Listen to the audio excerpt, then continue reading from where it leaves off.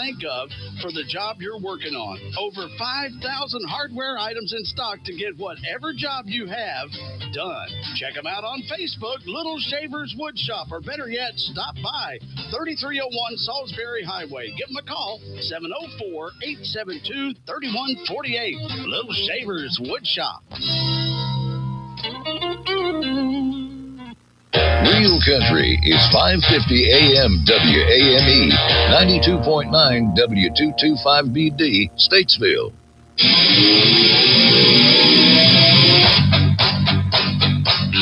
Live from the Randy Marion Studios on Signal Hill in Statesville, this is the Sports Recap Show with Brian Suarez, Harry Nostrant, and Mark Covert.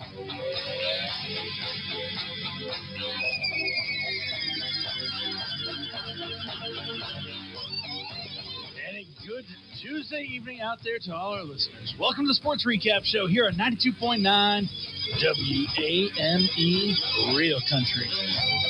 Live from the Randy Marion Studios, Signal Hill Drive. I'm Harry the Mini Nostrand, joined by my good buds and cohorts and sports aficionados that just pretend to know more than we actually do. See. We got Brian the Professor Suarez to my right. On my left, Mark the Big Mac Covert. And on the board, our trusty Commanders fan / engineer / what else do you have any other cool titles? No, not at this point. NASCAR aficionado. Yeah. Oh, wait. Enthusiast. Voice of Greyhounds basketball? No. You missed one. He's a news anchor man. Have you seen that? No, I have not. Wow. Yes, I'm Ron Burgundy. Anchorman. This is my You world. haven't seen that? Well, that escalated. Go on the WAME Facebook page and you'll see that it. really got out of hand. Yeah. Yeah. Boys. Wild card weekend is in the books. More at 6? Yeah. Wild card weekend is in the books, and it was indeed wild. We will talk about that, and we'll talk about other sports headlines and topics, including, let's see, we got NFL, college football, college basketball, some hockey. Yeah, that pretty much cover it. But before we get into that, we're going to dive in the way we always do, head first, and do birthdays, trivia, and interesting facts. Birthdays. All right, I'm going birthdays and trivia. I'm not sure about the interesting facts, but let's start off. Only 2 birthdays I want to mention today. Bob Forsch, former Major League pitcher, whose brother Ken also pitched in the bigs.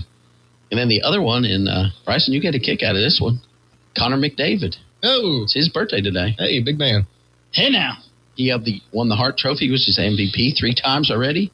In the Art Ross, which is a scoring championship, he's won it 5 times. He's on a heater right now. I think he had an assist last night, and he scored in like 19 straight games. He's the man. He really is. And he's still pretty young, too. I mean, Relatively, yeah. Yeah, so. All right, boys. So here's your trivia. Let's hear it. Also, here's an event that happened. So back in 2008, on this day in 2008, the Orlando Magic shot 23 for 37 from 3-point range. Mm-hmm. On that date, 28 made 3-pointers was the NBA record. Mm-hmm. So this one's going to be a 3-parter. So the first part is, number 1, what is the most made 3-pointers by one team in a game? 29.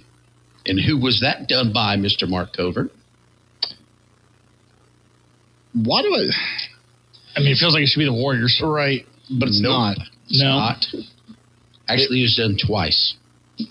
Was one of them Miami Heat? No. Why do I feel like one of them was the Rockets? No. The Magic? No. All right, so one time was in 2020 was the first time this happened. 29 is the correct number. See, the other one that's screaming to me is like the Timberwolves, but I know that's not right. Clippers. Nope. Is it someone in the Western Conference? No. Oh. Is it the Knicks? No. You want me to give it to you? The 76ers? Nope. I give up. Celtics? Fear the deer. I'm about to say the Bucks were up there. All right, and then it was done again in 2024. Eastern Conference team. The Hawks. Nope. The Wizards. Nope. This team has a very interesting logo. As a guy on their logo. The Celtics. Yep, Celtics. 2024. Okay. All right, so here we go. What player made the most 3-pointers in a single game? Klay Thompson. It was Klay, wasn't it? Yeah. How many? 14. Yep. What? Yeah, but you want to fathom a guess on the date? 11. Since you're getting everything right? Was it Mark's turn to get all the answers fed to him today? Or year? No, I didn't give him any answers. Oh, my God. I can't. Sure, like the Dodgers, when they lived in Brooklyn. You're on a roll, man. You're on a roll. Come on. What year do you think this happened? 20. I'm gonna say 2019. 17. Dang, 2018. All right, now one more. Before he. All right, this is a 3-pointer. There's a 3-parter for 3 points, right?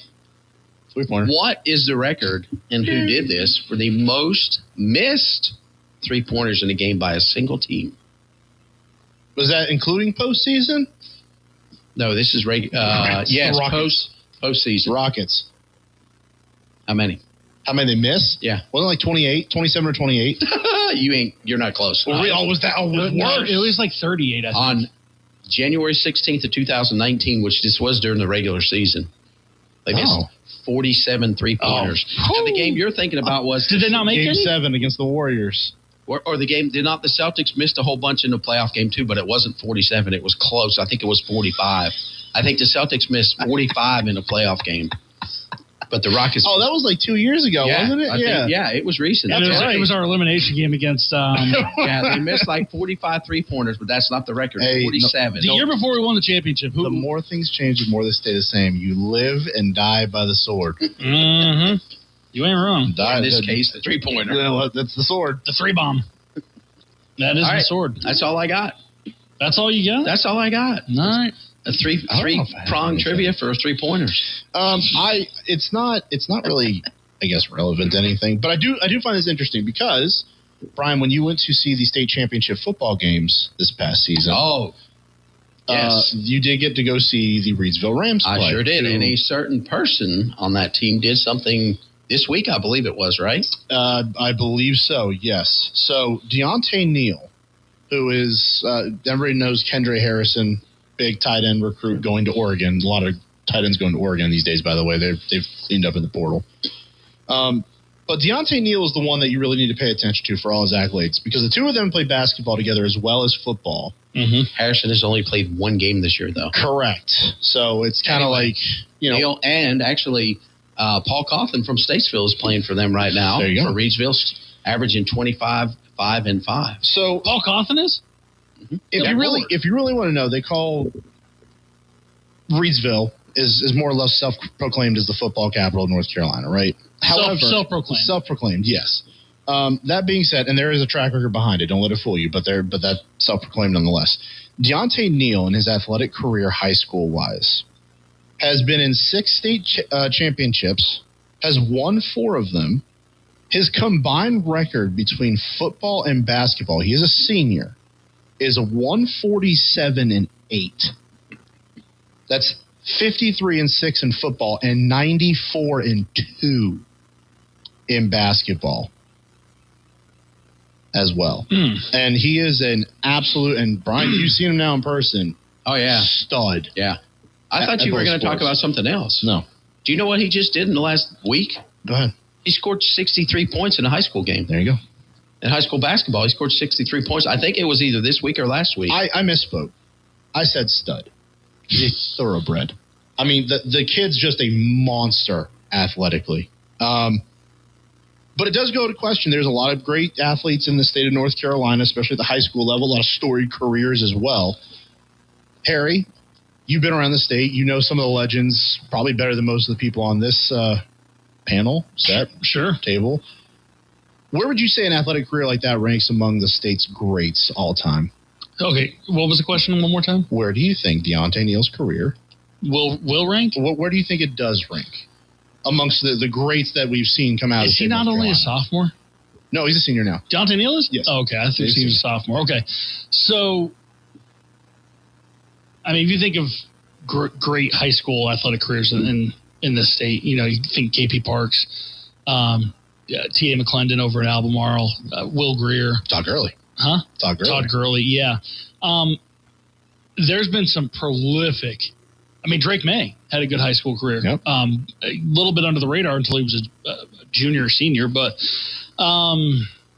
man, I would say TJ Logan, Elijah Hood. do you have his final stats? For the football season? Yeah. Hang on. I can get that. All right, listen, I want to give you some basketball stuff real quick before you start. So, Deontay Neal erupted for 63 points Saturday night in a 103-73 victory over High Brighton. This was one night after exploding for 52 points, 10 steals, and 8 assists in 100. So he had 115 points in 2 games. Yep. Holy smokes. UNC Greensboro commit brings his season average to 38.4, which is the 4th highest output in the country, according to Max Preps. Wait a minute. Deontay Neal's going to Greensboro? Yes, to play basketball. Give that time. That will not hold up. The number 63 is now tied to Neal in more than one way, as the 5'9" point guard was a catalyst in guiding Greensville to 63 consecutive victories over the past 3 seasons. So here's the thing with this stat that's probably a little skewed. He's an excellent basketball and football player. Like, he can do both. He does. Yeah. So the thing is, like, you think of some of the great basketball players come out of North Carolina in high school, they had good basketball careers. You think of good football players, they had good football careers. I mean, yes, some of them played other sports as well, but they weren't, like, prolific in both. He's on a very short list of being prolific at both. Yes. Yeah. So in that regard by itself, I would probably put him top 8 high school football careers, or high school athletic careers in North Carolina, if not top 5. For what it's worth, this year, apparently he's played in 9 games to this point in the season. He is averaging 38 points a game. Well, he did, which brings his career average up. Brings his career average up to 23.1. Yeah, that's going to go down as a pretty good one. Yeah, absolute stud. And I think Harry does bring up a good point, though. Give it some time. I think the football side will find its way. Football coaches find yeah, that's not going to stop. I mean, let's say this continues. He goes to UNCG and does his thing for his first year there. That's not going to stop football coaches from finding him in other areas. Think about it. Is this like a high school version of Bo Jackson? I mean, so here's the thing, and it goes beyond the high school stuff, not just the basketball stuff, but on the football field. Last year, as a junior, he was their quarterback. Yeah. Quarterback had almost 2,500 passing yards, 29 touchdown passes, and 4 picks. As a quarterback, he primarily plays as a wide receiver, which is what he did this year. 68 catches for 1,352 yards. Wait, are you talking about this past season? Yes. He had how many picks? No, sorry, his junior year. Okay. He was a quarterback. He was a quarterback at 2,500. Then he switched back to playing primarily wide receiver his senior year, where he had over 1,300 yards on 68 catches and 18 touchdowns. Wait, how many catches? 68. It's an average of 19.9 yards. I was just going to say, but I feel like every week I watch a highlight of him breaking off a big play. Oh, yeah. Saw several of them. Over 500 yards rushing, as well as 8 touchdowns there. I mean, this is the ultimate athlete. I mean, this is a guy that is going to be coveted at the next level, regardless of what happens. Yeah. Yep. Yeah. 100%. I agree. All right, so let's move on. Are y'all sure that you want to know what the football picks were for last week? Yeah. Okay. I mean, we got to address it. So one of us went 4-4. That would be Bryson Davis. One of us went. Thank you. 5-3, and that would be Mark Covert. Ooh. One of us went 6-2, and that would be Harry Nostrant. And one of us went 7-1, and that would be me. What was the one you lost? Steelers game? Did you pick Jaguars? the Panthers? Jaguars. Jags. Like the rest of us. I picked the Bills. All right. So with my 7-1, I'm now 95-54 for 638. Mark's 5-3 puts him at 98-49 for 667. Bryson's 4-4 puts him at 85-52 for a 620. I passed you. And Harry's 6-2 puts him at 91-46 for 664. So what was his? 667. He passed you. You're catching him, though. Well, you're catching him. So I'm finally at the bottom. Yes, you are. Well, that's correct. Nobody expected anything else because you're a Commanders fan, dude. Look, it's in all of us. It's contagious. It happens. That's right. Also, Carolina football sucks. That's all right. All right, so let's go on to last week were the semifinal playoff game review for the college football playoff. Let's start off with Thursday night. Miami 31, Ole Miss 27. By the way, would just like to say, you and I talked about how this was going to be the better of the two games. Oh, we did? Yeah, we did. Okay. I told you it was. Yeah, no, I agree. I listen, and like he said, if he had known that what's-his-face was going to come out there and be the captain before the game. Kyle Schwarber? For the Schwarb's in January? Schwarbomb. Yeah, would have gone the other way, yeah. Should have known. As soon as I saw him on TV, I was like, it's over.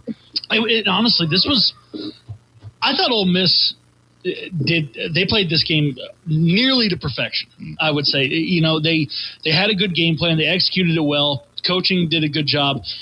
They literally just ran out of time, essentially. They ran out of time on this one because I think had they had another 15, 20 seconds on the clock, there's a good chance they scored a touchdown to win that football game. That being said, man, there's something about this Miami team that they've got a swag about them like they used to have, and they play smart in moments that they haven't in the past few years. Like it's almost like the culmination of everything you've seen Miami go through. Because let's rewind the clock a little bit. How long ago was it when Miami was a really bad football team? Was it like 3-4 years ago? Oh yeah, yeah. It wasn't that long ago. Yeah, before Mario Cristobal. Exactly, Mario Cristobal right before it though. Exactly, they were like a dumpster fire, and Mario Cristobal comes in there. They were a dumpster fire. Yeah.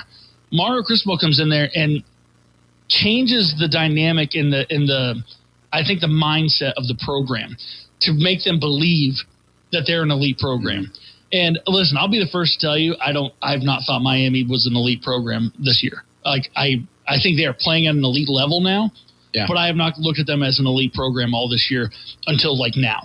I just kept waiting for the other shoe to drop from Miami to like just Carson Beck to throw a pick, something to happen and it just never happened.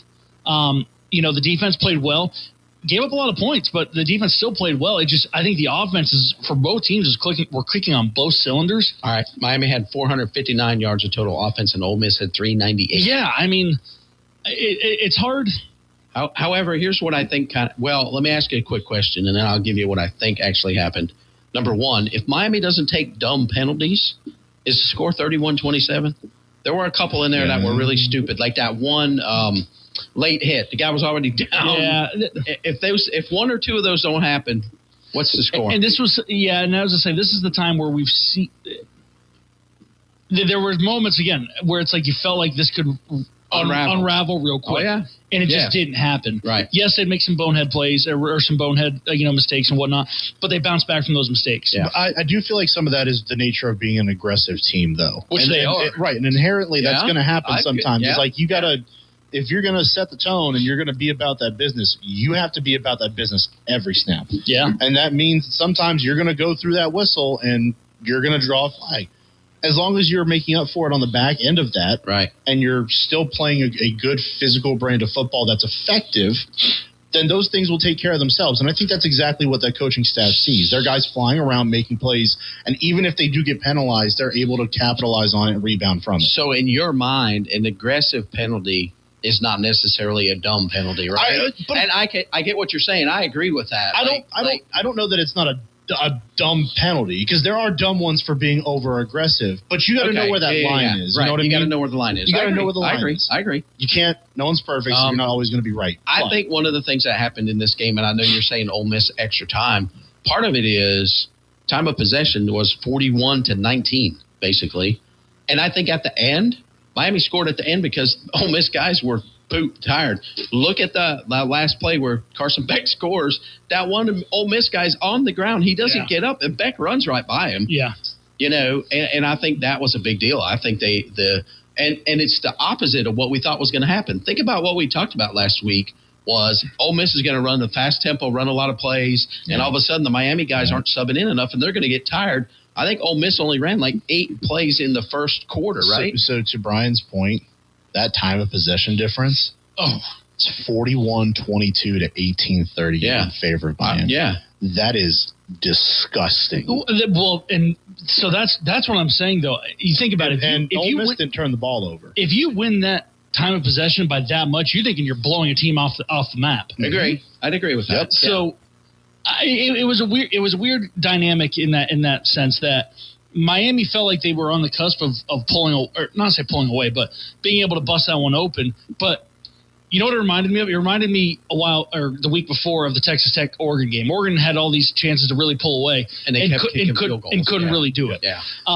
But I mean, that being said, listen, we were treated to a hell of a college football game. Oh, that was a great game. And you know, I think at the end of the day, myself included, there's some talk about that last play and what could have been called and whatnot.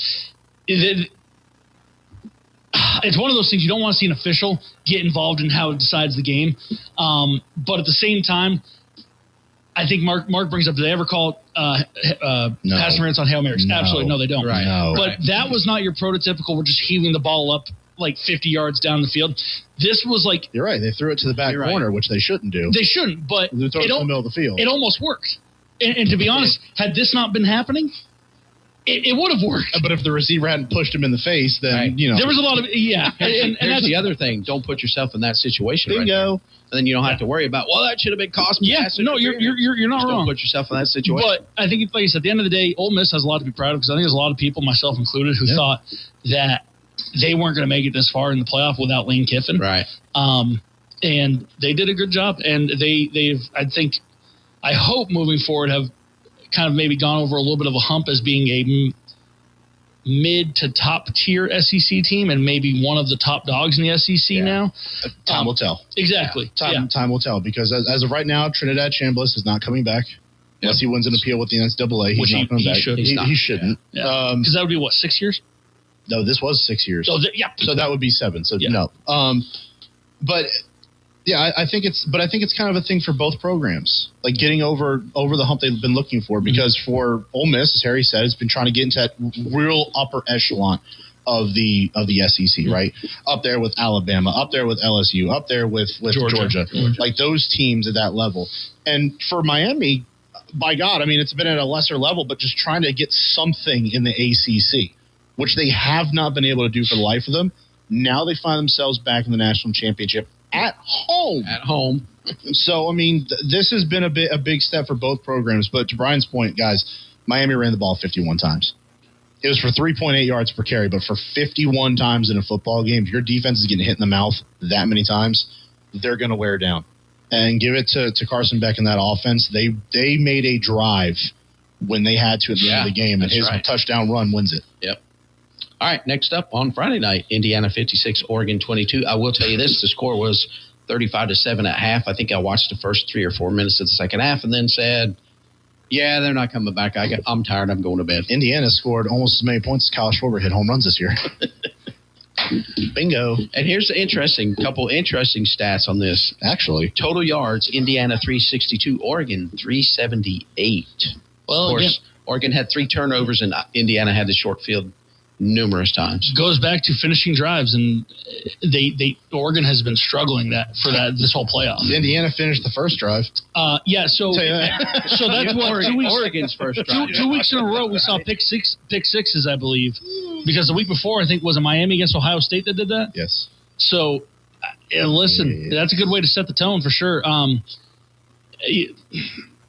tell you what, and Brian, you touched on it a little bit, and I'll just kind of elaborate. I lied. They scored just as many points as Kyle Schwarber hit home runs this year. Fitting. Yes, it was. 56 or 55? Yes, 56. Bingo. Dante Moore did not. He hurt himself in that game. Like as far as like draft stock. He is not. If there was any doubts leading into that game, which I think there were some question marks, you raised them. He struggled. They were exacerbated by the abysmal performance he had. And a lot of this, if you look at Dante Moore and how he plays, he doesn't make great decisions as to when to get rid of the ball, extending plays, and just the process of checkdowns and whatnot. He almost tries to force too much. And when you try to force too much against a really good defense like Indiana, you're spelling disaster for yourself. I mean, that being said, listen, Fernando Mendoza started 8 of 9 for like 115 yards and 2 or 3 touchdowns, something like that. I mean, it's hard to beat a good team on a normal day. It's really hard when you're making it easy for them. Yeah, I think it does come down to a lot of perfect player in the perfect system. You know, Kurt Cignetti and Fernando Mendoza have been the perfect marriage together. At this level, I think they are absolutely unstoppable right now.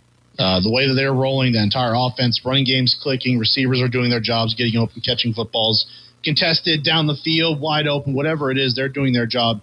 And a defense that, frankly, is feasting on every single opponent they're coming across. Scary good. And hey, just to lead off, so then we're going to talk about the championship game, but to lead it off, one of the things that Miami will have to deal with is Indiana does everything well, and they don't beat themselves, which is what you're talking about. Yeah, you know? and they're not going to. I mean, this is a game that Miami, if they want to come away with a victory here, they're going to have to take it because Indiana is not going to give them the football game by any stretch of the imagination. I mean, it's a well-coached football team.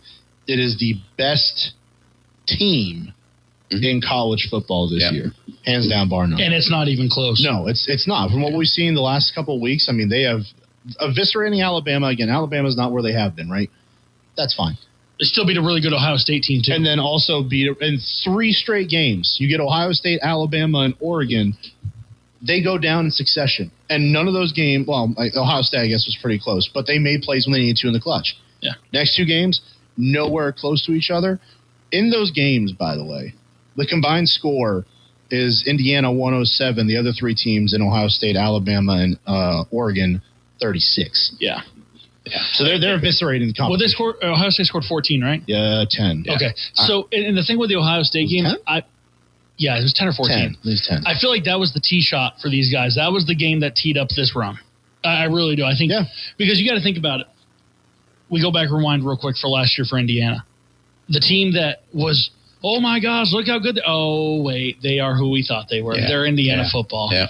And that opportunity against Ohio State in the Big Ten championship to rectify that mindset, and now they're just rolling.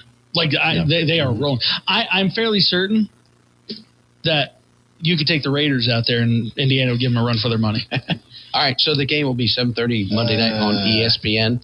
Right now, run for their money. Hey, right now the line is Indiana's favored by 8.5. The over/under is 48.5. All right, so what? That's it. 48. 2 good defenses. Over/under is 48.5. 2 really good defenses. Oregon had a great defense. All right, so let's talk about some things here. Let me throw out a couple things. So to me, right, Mark, you talked about Miami in that game against Ole Miss, ran the ball 51 times. If Miami has any chance of winning this game on the ball, they have to commit to the run.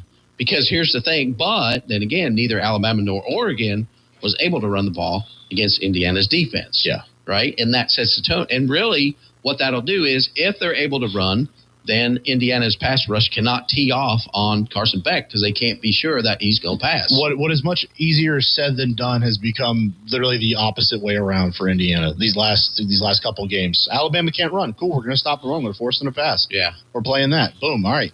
Cool. Oregon. Well, same thing. We're going to stop the run. Now, Oregon was down a couple running backs, low on depth there. There's a guy literally in the transfer portal that came back to play. And here's the other thing. Alabama couldn't run all year. Correct. You know? So, I mean, it goes into that. Now, Miami can run the football, but again, in those 51 runs they had, it was 3.8 yards per carry. Right. And so you're just kind of chipping away at Ole Miss at that point. That's your game plan. That's not going to happen on Monday night against Indiana. They cannot go into this game with that strategy. It has to be running effectively, especially on the early downs. Keep yourself out of those 3rd and long situations. Cliche. We know. But that's how you win football games. Certainly at this point of the year. Harry has been very bullish about Carson Beck and his playing ability. I'll side with him here on this because if you get him into those multiple 3rd and long opportunities where you're going to have this front 7 getting after him, it's going to be trouble. Miami's asking for trouble at that point. I think that certainly plays into the Hoosiers' hands. And I think one of the things Miami has to do is that Indiana's defense is extremely smart. It almost looks like they know the other team's wait a minute. Indiana's defense is very smart, and it almost looks like it's almost like they're in the huddle. The other Patriots in the huddle, right? For a mile away, exactly. Right? However, for Miami, so can the internet. Hey, listen. So for Miami, what they're going to have to do is have a different script from what they've shown most of the season, which is very hard to do at this point in the year. Yeah, because how do you get away from what's worked from you? Correct. Right. And why would you? Yeah. Hey, so check this out. So Miami, I want to throw this out here. This is a very interesting stat. So Miami's got to slow down Indiana's rushing attack, right? Mm-hmm. So in the last 2 playoff games, Indiana has 90 rushes and 36 passes. Listen to this. For the year, when Indiana has averaged 4+ yards per carry, their margin of victory is 42.8 points. When they have averaged less than 4 yards a carry, their margin of victory is only 9 points. Well, so tough place to be in. They've got to run the ball and be efficient with it. Is essentially what it is. I mean, honestly, I don't think it's essentially that is what it is. It's a very basic game. This is going to be one that is won in the trenches. 100% hands down, I think, without a doubt. Whichever team ends up winning this game up front, I think is going to put themselves in the driver's seat to win this game, to win a national championship. For one of them, get back to national prominence. Yeah. For the other, somehow have found their way there in 2 years of a coaching regime taking over. Yeah. And he's damn near close to turning it into an empire. Yeah. Full blown. Oh, yeah. See if they can keep him there. Oh, yeah. All right. Any more analysis? If not, we're going to make our picks. Let's pick scores too, boys. Pick your. We usually do for the championship. All right. You're going first. Indiana, 31-14. Indiana, 38-17. Ooh. Indiana, 34-21. All right. An interesting one. I'll tell you what, boys. I'm going to ride my Hurricanes again. And the score, it's going to be a close game, though. It's going to be 28-21. Oh, I hate to tell you, Brian. Like most hurricanes that make landfall in Florida, they get downgraded to tropical storms. Well, we'll see what happens. Ooh, that was good. Hey. That was really good. That's good. That was really good. We'll see what's going to happen here because I didn't write the other three games. Where are you getting that kind of analysis? Probably ESPN. All right. The Weather Channel. We're going to take a quick commercial break, and then we're going to come back and talk about the NFL. Harry Cantori. Johnson Greenhouses is ringing in the new year with a bang. All Scout bags are 15% off every day in January because starting 2026 organized just makes life easier. And don't miss our monthly giveaway. This month, we're celebrating with a mother-to-be. Just shop, fill out a slip, drop it in the jar, and you're in. Winner announced the last week of January. Simple, fun, done. Hungry? Lady Fingers food as you covered. Skip the dinner stress and treat yourself instead. Stop by 204 Salisbury Road in Statesville. Johnson Greenhouses. Great deals, great food, zero hassle. Now that's a new year done right. Now let's hear some good news. Downtown Statesville is once again nationally recognized. That's right. The Downtown Statesville Development Corporation has earned reaccreditation as the 2025 Main Street America program, the highest level of national recognition for excellence in community development and downtown revitalization. This designation isn't new for DSDC. It reflects the ongoing commitment to the Main Street movement and continued efforts to create a vibrant, thriving downtown. Listen every second and fourth Monday at 9:30 for Downtown on Tap, here on 550 and 92.9 WAME. Whether you're a builder or ready to start building your dream home, you already know the advantages of a brick home. Statesville Brick, since 1891, has been making 100% wood-fired brick at their Tumble Brick facility in Statesville. With 4 different sizes and a multitude of colors, Statesville Brick representatives will help you find the exact right brick for the look you want. Start thinking about building with Statesville Brick today with a visit to their website at statesvillebrick.com, statesvillebrick.com. Statesville Brick, so nice to have around the house. This is William Morgan with Capital Management Group. Think of all the fads you've seen over the years. If they were meant to last, you'd still be wearing platform shoes, driving a Firebird, playing Pac-Man. But fads don't last, and that's true in finance too. So why do many big financial institutions promote the latest investment fads? Sure, they look good now, but it's doubtful they will stand the test of time. If that's how these firms handle their money, do you really want them managing yours? At Capital Management Group, we invest with sound economic principles, not in fleeting trends. This approach has served our clients well for several generations. Sound financial advice never goes out of style. Let's talk about how Capital Management Group can work for you. Call us at 704-878-6677 for a free consultation or visit our website at mycmg.net.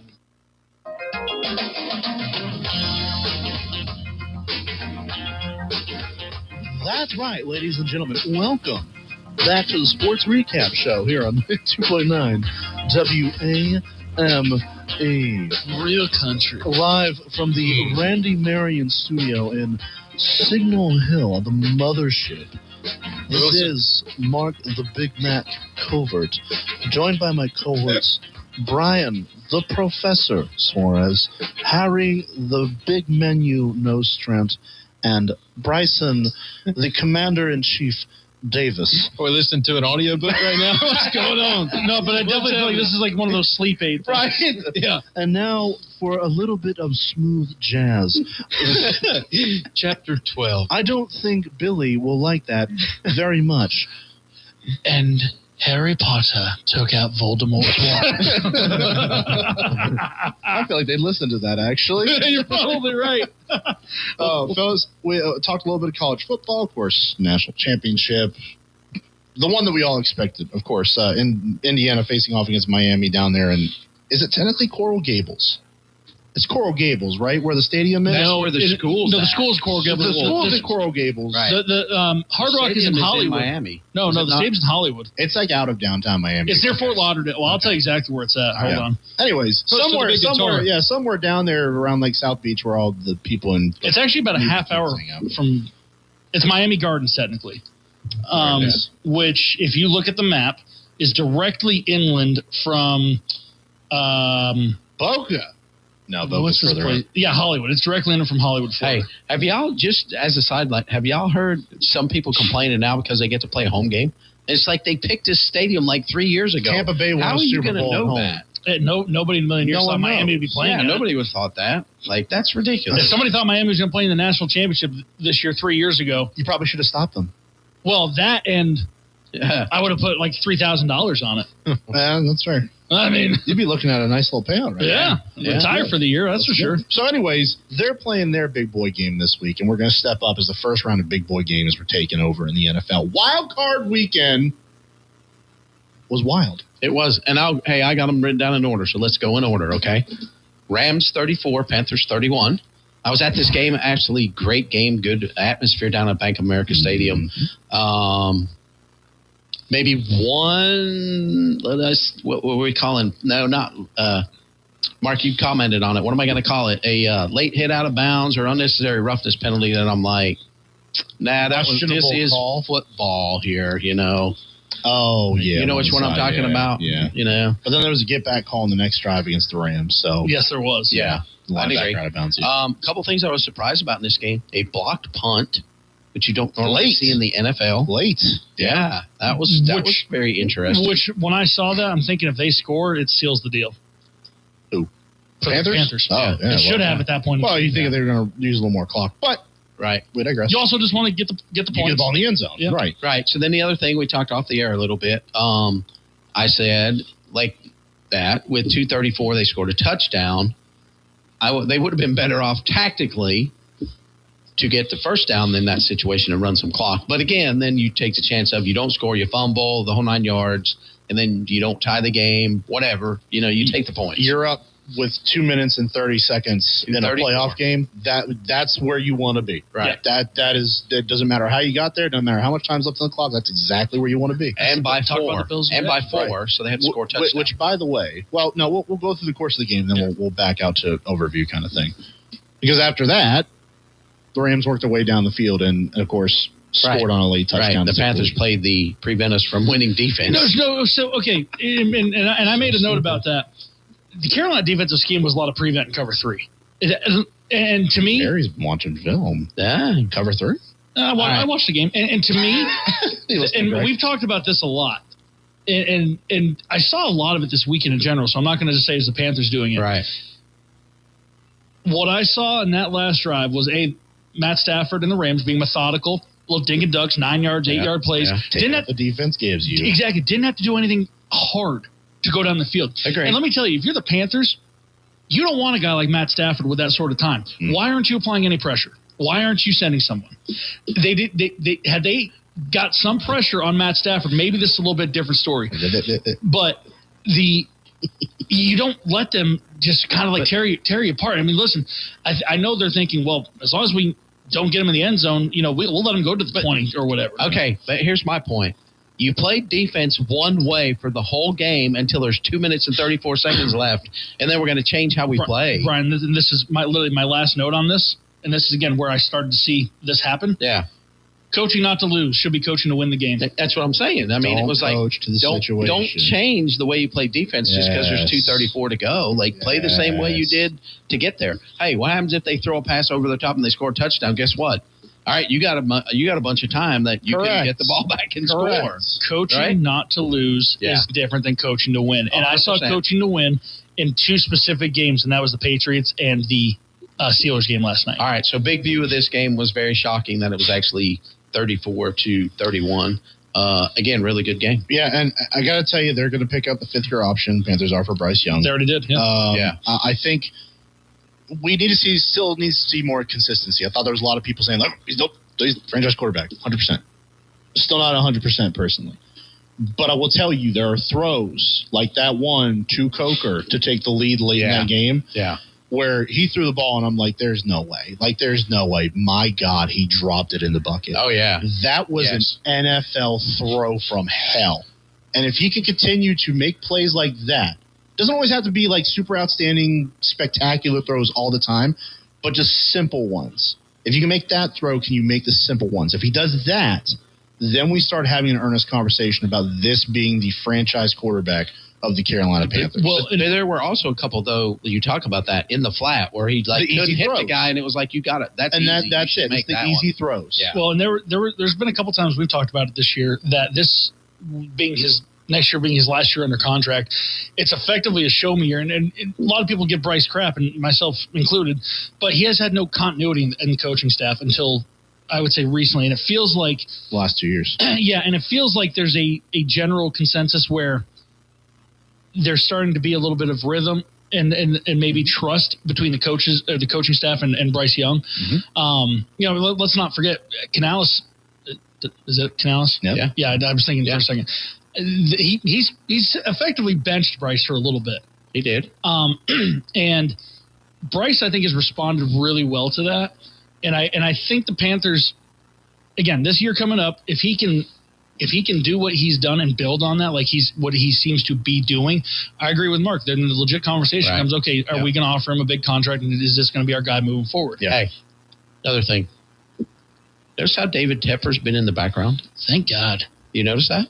And look, things are getting better. Things are getting a little better? I think Canales probably told him to go. That, and I think the success of Dan Morgan, which, by the way, cannot be understated, the job that Dan Morgan has done since taking over that GM spot, I think what he's done, and you see the results on the field and the guys that he's brought in, it's probably forced Tepper to look in the mirror and be like, hey, they're doing the thing. I'm backing up. Yeah. And it's hard not to, at that level, to not hear the noise. And there certainly has been a lot of it. So to his credit, he backs up. He lets those guys do their job, as we had said for so many times on this show.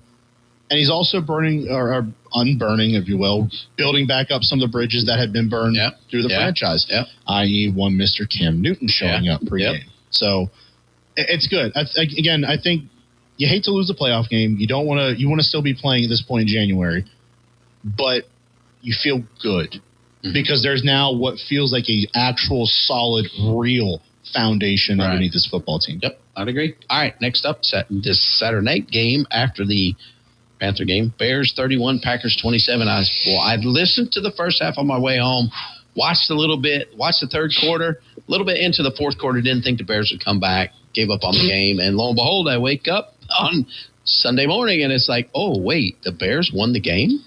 I got a notification that the Bears had stormed back, and I go, what? Because I'm going to tell you, if you watch that game, the fourth downs that they would go that they went for, and just how bad they looked on they could not have looked worse if they had tried. I think legitimately they look terrible. Yeah, it's bad. Caleb Williams was like on some of these fourth down calls, he's like running for his life as soon as the ball snapped for no reason. Yeah, exactly. Yeah, no reason. And it's just there was no way that the Bears were going to win. Well, the more I think about this, I'll tell you where I gave up on it. So if you remember. The Bears scored, and it was 21-16. I didn't make it that far. No, I kept watching after that, and the Packers got the ball and basically drove down the field and scored a touchdown, missed the extra point. And I'm like, man, they can't even stop them on offense. This is it. I did it backwards. I didn't watch the first half. I watched the second half. I don't know why. I kept trying to like have an excuse to like go take Maggie out, and then the Bears just kept scoring, and I was like, I'm not going anywhere now. I want to watch the rest of this. I can't tell if over the last couple of days it's about the Packers just messing the bed or if it's about the Bears' ability to come back, because they've now done this twice to the Packers here in the last month. So I don't know. It's probably a little bit of both. The resiliency of the Bears. We've seen it several times with them this year. They beat the Commanders on a game-winning field goal. They've seen it several times this year where they came back in late-game situations. They've had that mental fortitude to go ahead and do that.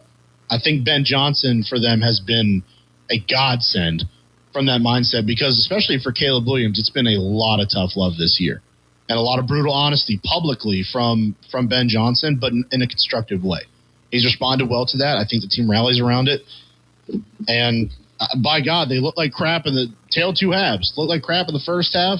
Started out a little slow in the third quarter, but I tell you what, man, fourth quarter, if that game is anywhere within range, you better watch out, because the Bears suddenly start playing like they're from 1985. All right, Sunday, Bills 27, Jags 24. I did not see any of this game. I just know that Josh Allen was the Superman in this game, took the team on his back. Congratulations to Haley Steinfeld's husband.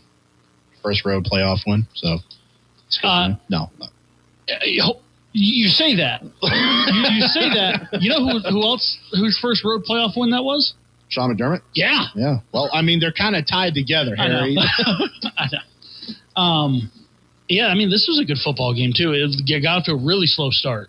But neither offense is really doing much. Man, I'm going to tell you right now, you got 17 on the field, you got a chance. I mean, how many times we've seen these battles with Pat Mahomes and stuff like that, and he's put himself in positions where he should have won pretty much all those games, and just came up short, not because of him, but because Pat Mahomes was the Superman. Well, Josh Allen did the Superman thing against the Jags this time. But you know, why does it feel, at least this year, why does it feel more impressive with Josh Allen right now? Because he's doing it with less. Right.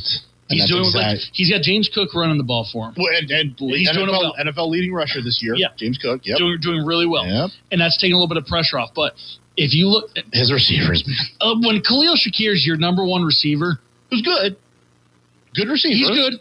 You're right. He's good. He should not be a number one. They do not have a true number one wide receiver. Not even close to a true number one wide receiver. No. And who's their tight end? Knox. Well, there's Dawson Knox, but Dalton Kincaid. That's the other one. Is the actual starter. Dawson Knox. They've got two decent tight ends. Yep. But I mean, listen. If at the end of the day, if you look at most quarterbacks, if they had that same setup, they're not having a successful season. It'll start and end with Josh Allen. Yeah. This entire playoff run will start and end with Josh Allen. And look, man, when you're ripping off 10-yard tush pushes, which, by the way, I heard it was no longer the tush push for that play. It was the caboose on the loose. That is exactly – it's a statement at that point in the game, because they went in, scored a touchdown on the next play, and then they didn't relinquish that lead.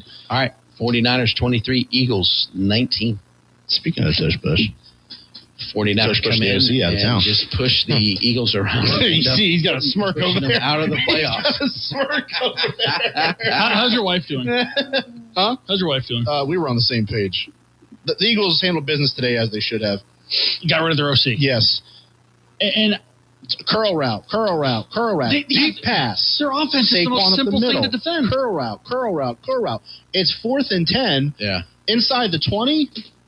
Let's run 4 verts. What could go wrong? On that last play that ended their season, they had run that same play 2 other times in that drive. Yeah, I think they ran 12 plays in their last drive, and they only ran like 5 different plays out of 12. Yeah. And listen, imagine an NFL defense keyed in on that. You lose Kellen Moore to the head coaching job for the Saints. You expect a difference maybe in the offense. That was a dramatic. I think they finished 19th in the league offensively. Yeah. You're the defending Super Bowl. With the same group of people. Yeah, you're the defending Super Bowl champs, and your offense essentially is exactly intact as it was. That drop off is unacceptable. It was a gross mismanage of talent. Like, I could understand if the defense had sloped off a little, because they lost a little bit from that defensive unit. But hey, no George Kittle now. Still no Fred Warner. A lot of guys still hurt. Not a super great receiving core. Yeah. Kyle Shanahan, the Niners, Christian McCaffrey, Brock Purdy, they still find ways to get it done. All right, Patriots. Hold on real quick. I got a question for you. How many playoff wins do you think Mike Shanahan had as a coach?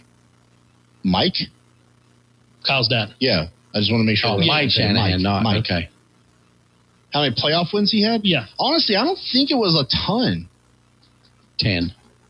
10? I'm going to say 8. Bingo. 8. Which is funny because he won back-to-back Super Bowls. Yeah. All right. Don't hit me with trivia today. No. So hold on. I asked that question for a reason. If you talk about coaches in the NFL history, he's regarded as one of the better ones. Yeah. Who, Mike? Yeah. Okay. His son just got his 9th playoff win. Yeah. Well, I would think that he's also been in the playoffs more than Mike was, honestly. Yeah. 49ers have been there a lot. I'm just saying, Kyle Shanahan's turning into a nice little resume for himself. Oh, yeah. Yeah. Oh, yeah. All right, next up, Patriots 16, Chargers 3. All right. Let's talk about the Chargers loss and why Justin Herbert is overrated. Well, first of all, can he get up? Is he walking? Yeah, he's walking, but you wouldn't think he'd be walking after blowing a 27-0 lead against the Jaguars a couple years ago, right? Mm-hmm. Or throwing 4 picks against the Texans last year. He's 0-3 in the postseason. Guys, from the 1:11 mark in the second quarter, so with 1 minute and 11 seconds left in the first half, until the 5:39 mark in the fourth quarter, so 5 minutes and 39 seconds left. So basically a half of football. Yeah. The Chargers did not record a single passing yard. And you can talk to me till you're blue in the face about that offensive line, and it was bad.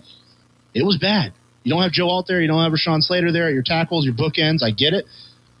I saw Joe Burrow drag an offensive line just as bad to the Super Bowl a couple of years ago. I've seen bad offensive lines in the Super Bowl all the time.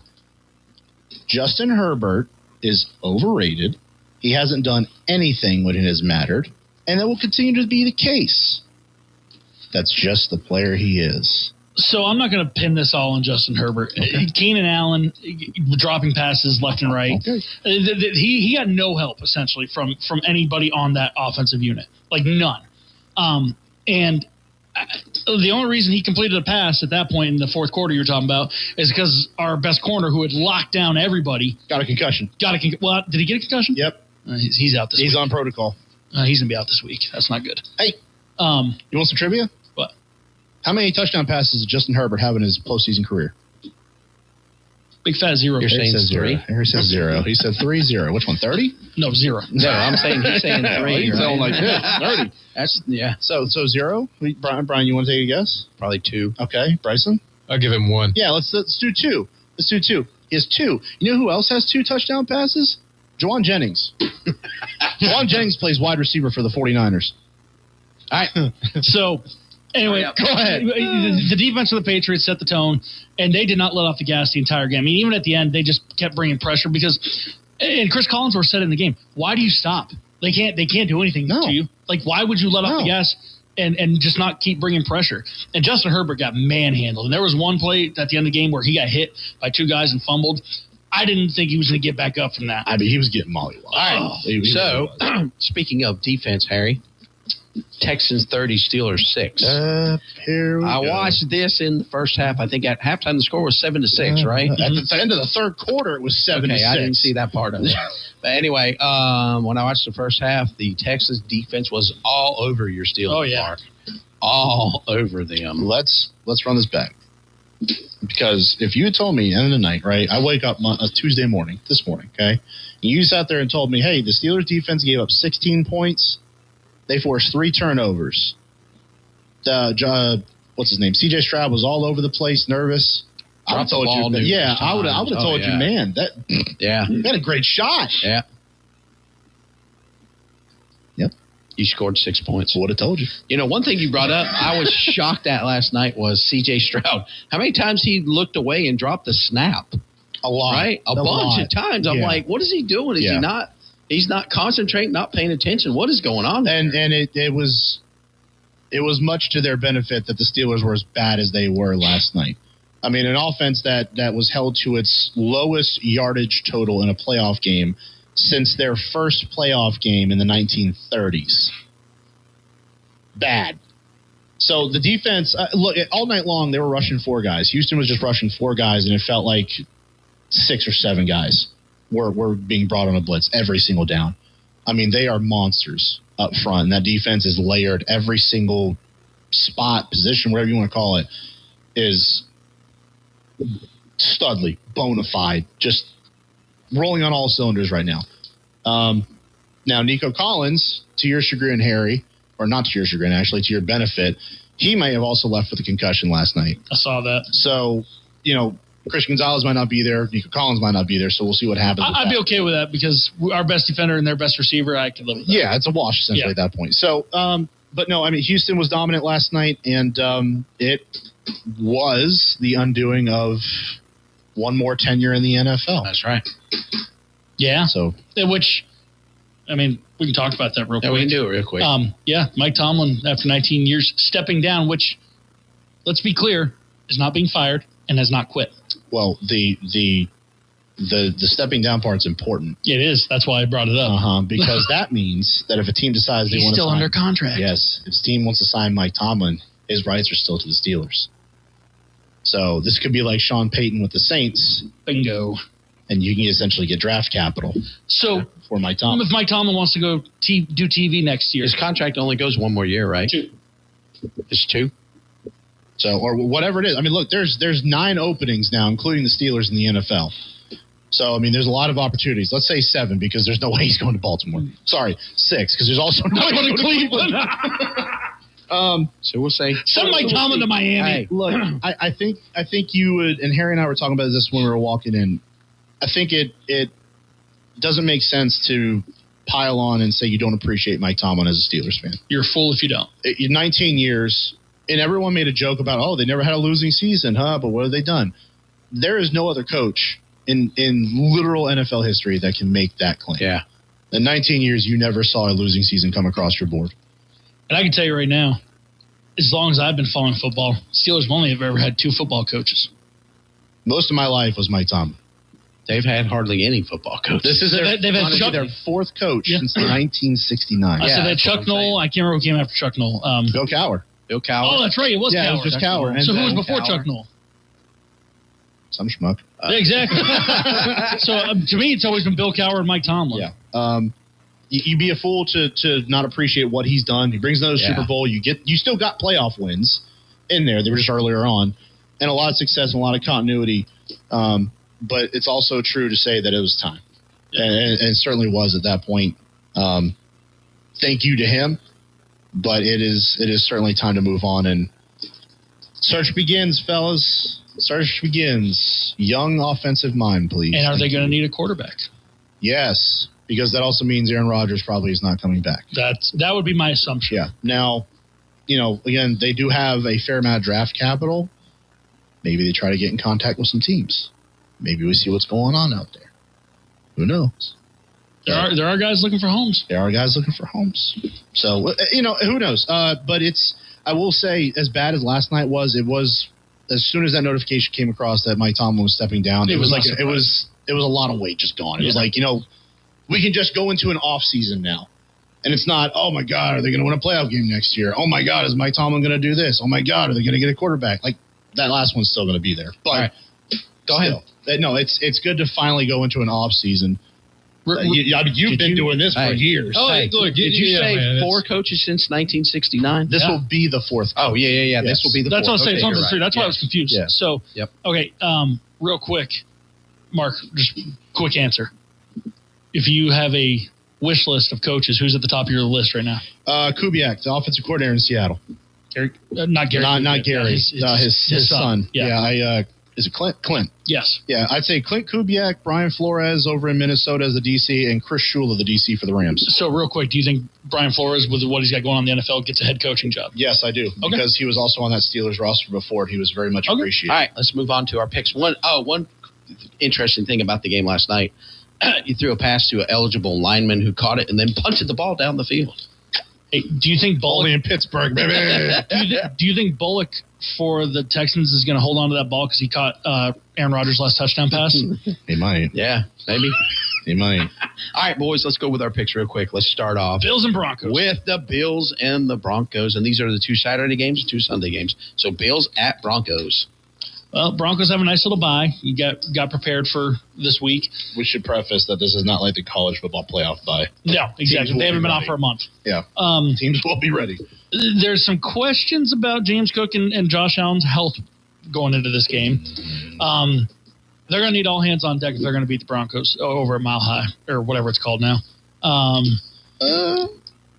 What? Well, go ahead. We'll find out. Well, I was going to say, the Broncos got the number 1 seed in the AFC. It's been a weird year because you say the same thing about the Patriots. They don't do anything to wow you.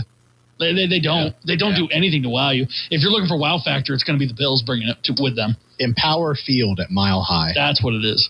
I'll tip my tongue. So that being said, the Broncos defense has been really good this year.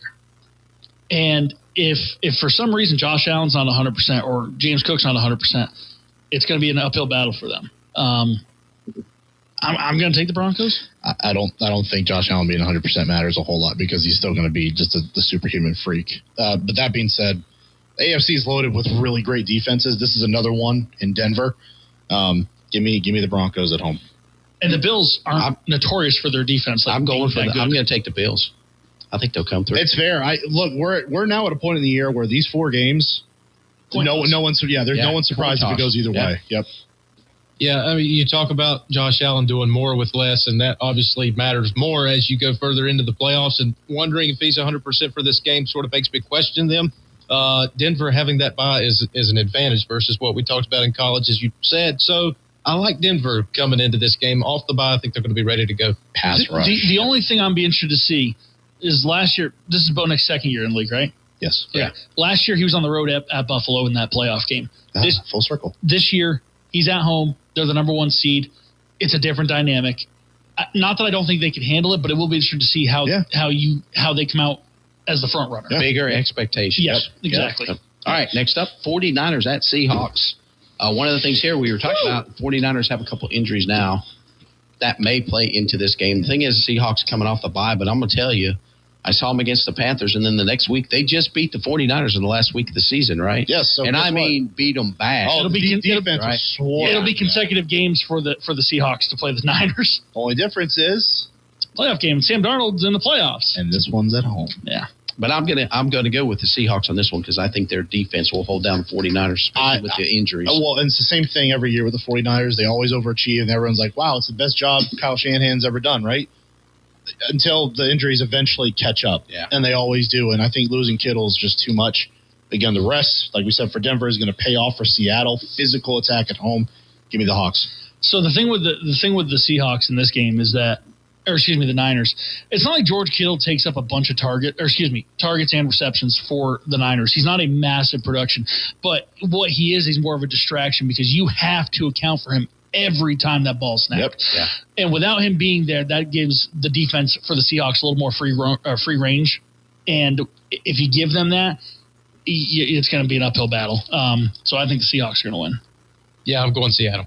All right. Next up on Sunday, Rams and Bears, my take on this one is this is going to be a really good game because both teams last week escaped is what I'm calling it, right? The Rams escaped with a win in Carolina. And the same thing with the Bears. They were down and played bad until the fourth quarter. You already mentioned that, Mark, and they escaped with a win over the Packers. And I think that's the thing that is troubling me is I saw the Rams escaped, but they escaped by staying – it was neck and neck the whole way with Carolina, right? So they still played at least a good enough game to win, right? Right. And we had said Carolina, they're a good football team when they're playing well. They played well last week.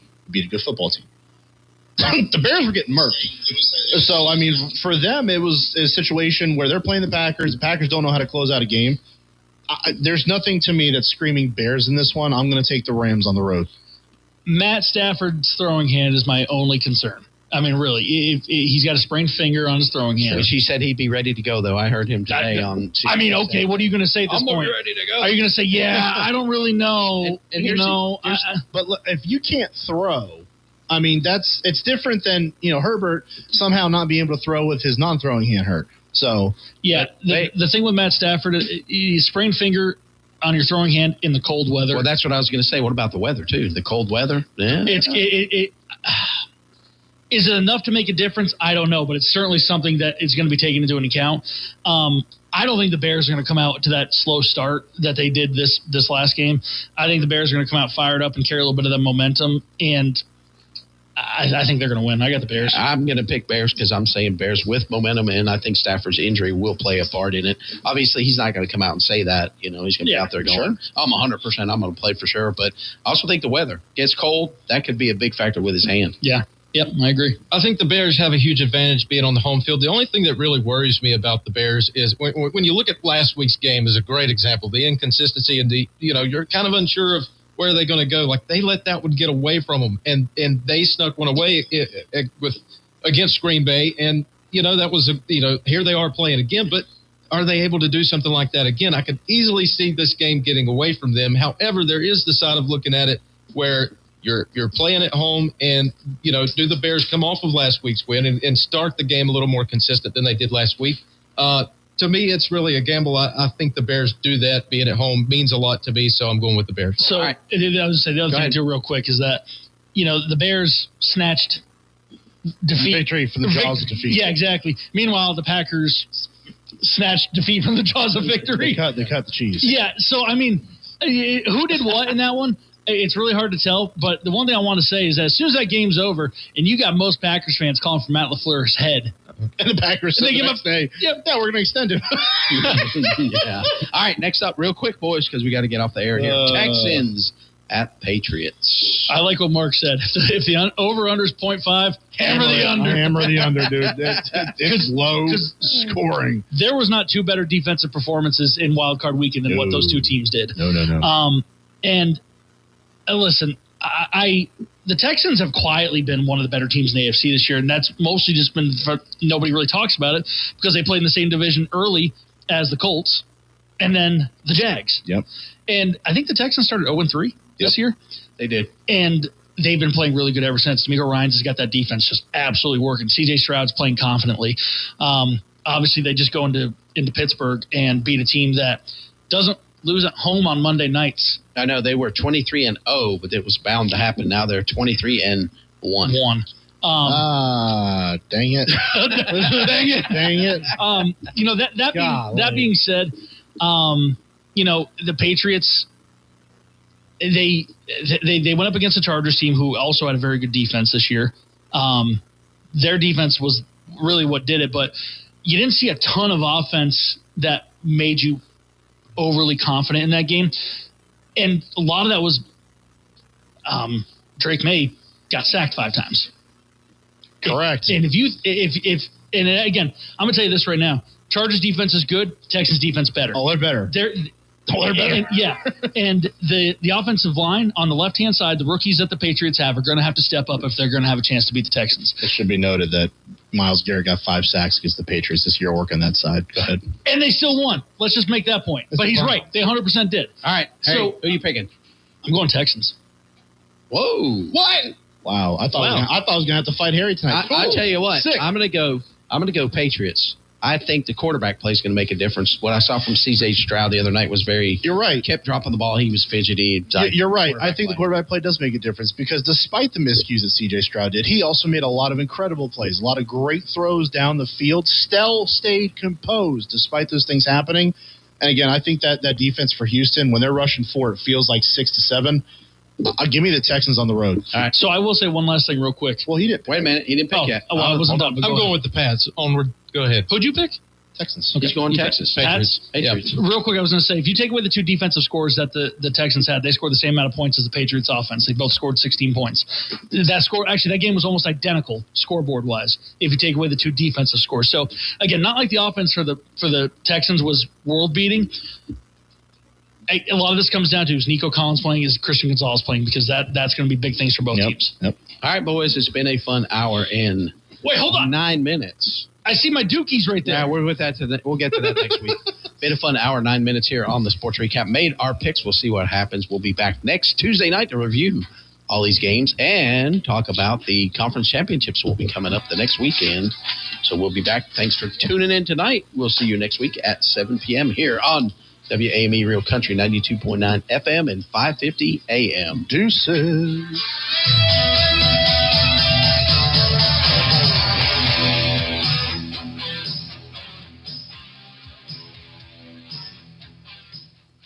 Real Country is 550 AM WAME, 92.9 W225BD, Statesville.